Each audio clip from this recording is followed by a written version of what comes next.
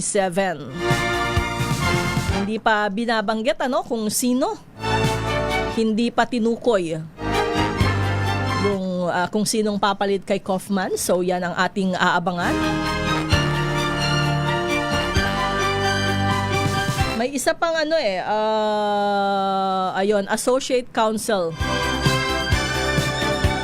na inaprubahan na rin. Ayan, yung kanyang pagkalas sa legal team ni dating Pangulong Duterte dyan sa ICC. Oy, kumusta yung ating mga kababayan dyan sa Albay? Kasi may balita tayo dito, nasa higit 1,200 at 200 hektarya ng mga taniman ang apektado dyan sa Albay dahil dun sa pagbuga ng abo ng bulkan. At higit 1,000 hektarya daw sa naapektuhang mga lugar ay taniman ng palay. Habang ang natitira ay iba pang mga pananim. Sana ay matulungan baka makaapekto na naman to sa ani natin. Malamang, 'di ba? Hindi ang nakakaawa kasi yung mga magsasaka kapag ganyan Dahil syempre namuhunan sila, yung pagod pa, yung iba kadalasan hindi nila sariling pera yung ginagastos, so talagang ipinanghihiram lang. Umaasa na mababayaran, maibabalik kapag panahon ng anihan. Pero kung ganyan na naperwisyo kaya sana ay matutukan ng pamahalaan yan yung pangangailangan. Hindi lang yung agarang pangangailangan o pang-araw-araw na pangangailangan. Siyempre may mga pamilya. Yung bang matagalan rin kasi para makabangon sila,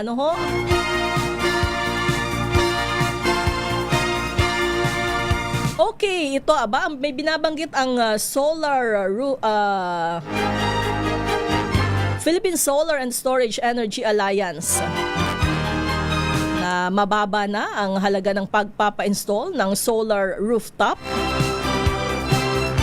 Ang binabanggit ay umaabot na lang sa 70,000 ang isang kilowatt ng solar.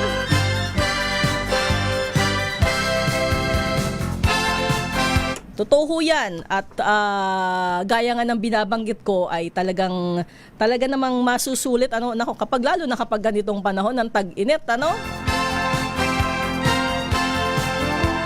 Sa yan, base yan sa personal na karanasan na nagbabayad lang ng magkano mga 100 plus na bill. Nang-inggit talaga ako sa taas ng kuryente ngayon. Mga ilang taon na ba yung aming solar power sa bahay? Mga 5 taon, 4 na taon? Mula sa mga 6,000 bill sa kuryente. Ngayon ay nasa 100 plus na lang. Pero ingat dun sa mga nagpapa-install ng kanilang solar power sa bahay. Kasi may iba na pagka-install ay hinahayaan na kapag nagkakaproblema dun yung problema doon naman sakit ng ulo. Buti na lang nandiyan ang Sunlight Solar. And then na-experience din kasi namin yan, may iba kasi na halimbawa hindi kami yung nag-install tapos nagka-problema, sa amin pinapaayos. Kaya kapag kami nag-install, mayroong kontrata sa warranty at sa troubleshooting kapag nagka-problema.